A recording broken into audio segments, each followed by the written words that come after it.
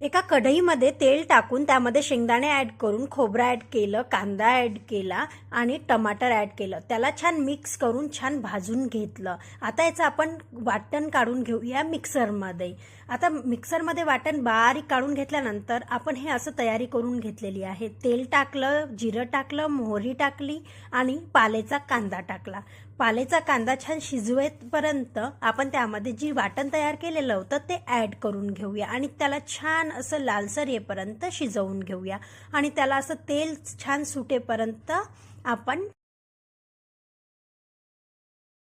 त्याला छान तेल सुटलं की त्यामध्ये मसाले ॲड करून घेऊया. तिखट, हळद आणि धनिया पूड आपण ॲड करून घेऊया आणि चवीनुसार मीठ आणि गरम मसाला तो पण रेडीमेडचा आपण टाकून घेऊया. आता मी इथे जे वाटाणे घेतले आहेत ते रात्रभर मूळ घातलेले आणि त्याला 2 शिट्ट्या कुकर